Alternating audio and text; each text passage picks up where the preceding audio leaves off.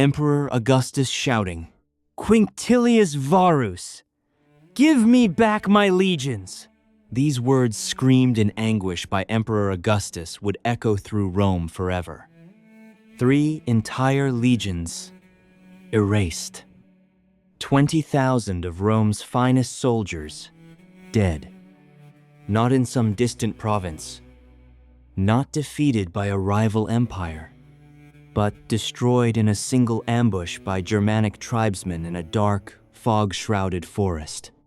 This is the story of the Battle of Teutoburg Forest, the worst defeat in Roman history. Stay with me.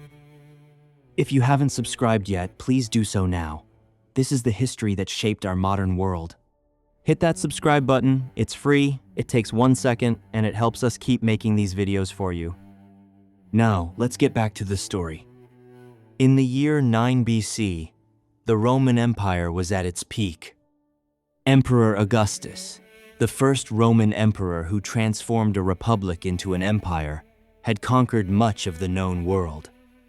From Britannia in the west to the deserts of Arabia, Rome's legions marched unbeaten. But east of the Rhine River lay a land that had proven difficult. The Germanic tribes were unlike any enemy Rome had faced. They weren't organized into kingdoms with cities to besiege. They had no written language, no sophisticated roads, no economy Rome could disrupt. They were a collection of fiercely independent tribes, the Cherusi, the Marsi, the Chatti, the Chauci, each with their own chiefs and their own ways. Julius Caesar had crossed the Rhine decades earlier. He demonstrated Roman power, but he recognized the futility of holding this wild land. The forests were too dense, the tribes too scattered, the logistics too difficult. Then Augustus tried again, and for years, it seemed to be working. Enter Publius Quinctilius Varus, a Roman senator and nobleman of considerable experience. He had governed in Africa, served in Syria, and now in 7 BC, Augustus appointed him as governor of the newly organized province of Germania. Varus was not a fool. He was not incompetent, but he made a fatal assumption. He believed he could civilize the Germanic tribes the way Rome had civilized Gaul. He imposed taxes, he built roads, he established settlements, he interfered in tribal disputes, appointing and removing chieftains according to Roman preferences, and the tribes tolerated it. For a time, but there was one man watching, one man who understood Rome better than anyone and who knew exactly how to destroy it. Arminius, a prince of the Cherusi tribe, the most powerful Germanic tribe in the region. Born around 18 BC, Arminius had been taken hostage by the Romans as a boy. He was raised in Rome itself. He learned Latin fluently. He earned Roman citizenship. He served in the Roman army, distinguishing himself in the Great Illyrian Revolt, where he gained the rank of eques, that's Roman cavalry noble. Rome had made Arminius into a Roman officer. They trusted him. They gave him command of auxiliary troops, Germanic warriors serving under Roman leadership. They had no idea that in his heart, he hated them. Arminius began weaving a web of conspiracy. In secret, he contacted chieftains from a dozen tribes. He promised them wealth, glory, and most importantly, freedom from Roman domination. He convinced them to set aside their ancient rivalries and unite against a common enemy. The trap was being set, and Varus walked right into it. In the autumn of 9 AD, reports reached Varus of a rebellion brewing. A chieftain named Segestes, ironically, Arminius's own father-in-law, sent word that Arminius was plotting treachery. But Varus dismissed the warnings. He trusted Arminius. They had served together. They had fought together. Varus decided to march his army to suppress the supposed rebellion. He would lead 3 full legions, the 17th, the 18th, and the 19th, along with their auxiliaries, cavalry, and a massive baggage train. 20,000 men. Marching into a trap, The army began its march in late summer of 9 AD. The route took them eastward, away from the Rhine, into the dense forests of the Teutoburg, a region of thick woodland, steep ravines, and treacherous terrain that the Romans had never fully mapped. For the first 2 days, the march proceeded normally. The legions moved in their standard formation, infantry in the center, cavalry on the flanks, baggage train in between. The soldiers complained about the heat, the insects, the endless trees, but this was routine. This was Germania. They had done this before, but something was wrong. Arminius had ridden ahead with his Cherushi warriors, supposedly to scout the route. In reality, he was positioning his forces, sending messengers to allied tribes, preparing the ambush. Across the forest, thousands of Germanic warriors were gathering. From the Marsi in the north, from the Chatti and Chauci, from the Sigambri and Bructeri. They came with their axes, their spears, their shields painted with the symbols of their ancestors. They came for Rome. On the second day of the march, the army entered a narrow pass between a steep hill and a vast bog. The column stretched for nearly 8 miles, 20,000 men and thousands of animals strung out in a long, vulnerable line. This was the killing ground Arminius had chosen. That night, some Roman officers grew suspicious. They noticed unusual activity in the woods. They heard strange sounds, drums, chanting, the rustling of thousands of feet.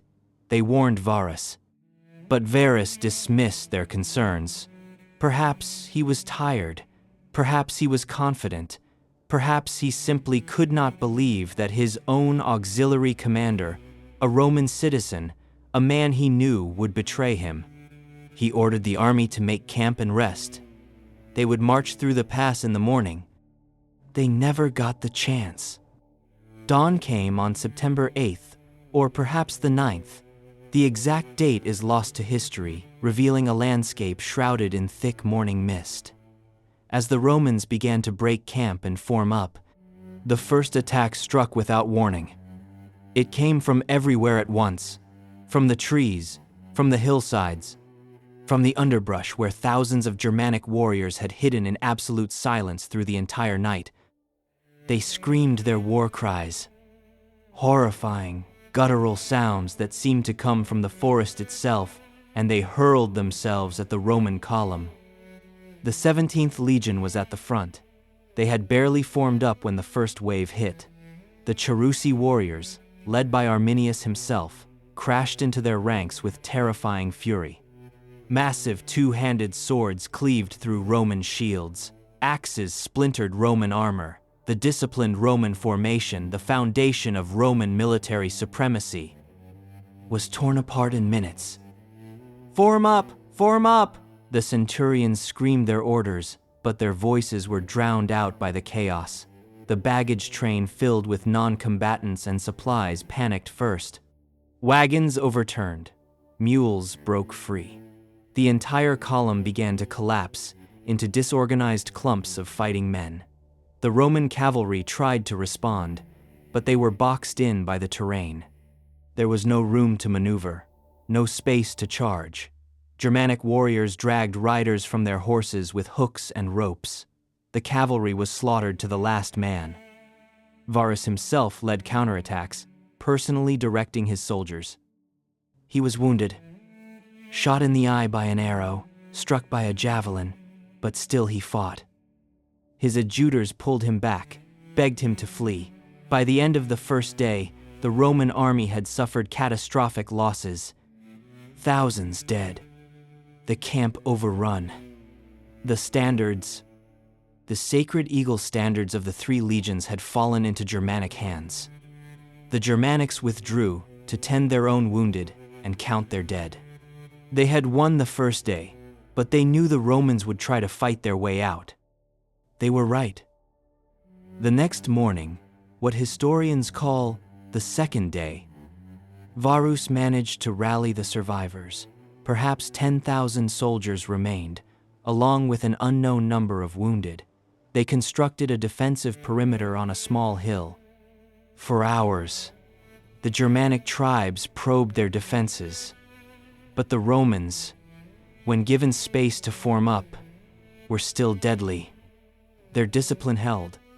Their gladii, the short swords that had conquered the world, still found their marks. But it was a siege without hope. No reinforcements were coming, no supplies. The Germanic alliance had blocked all escape routes. There was only death or surrender.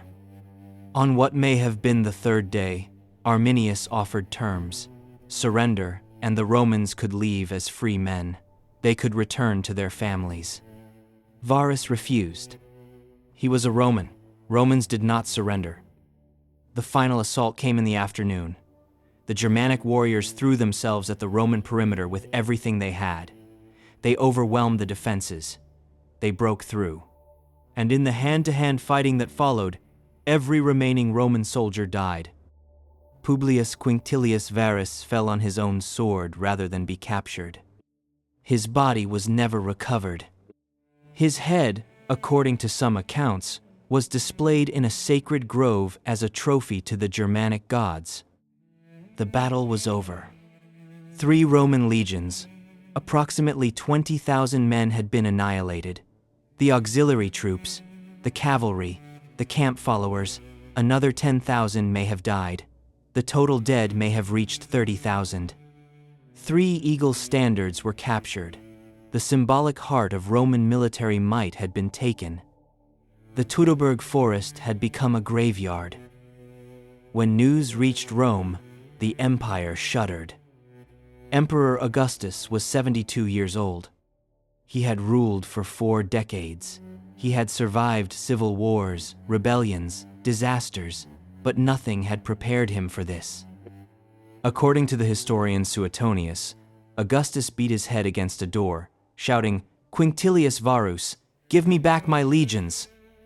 He let his hair and beard grow for months. He neglected affairs of state. The anniversary of the defeat, each year, was observed as a day of mourning. In the Senate, there was shock. Then anger. Then fear. The empire had lost entire armies before, to Hannibal, to the Parthians, but never like this. Never 3 full legions. Never so completely. In Germania, the survivors told their stories. A few, very few, had escaped. They spoke of treachery, of Arminius, of the perfect ambush.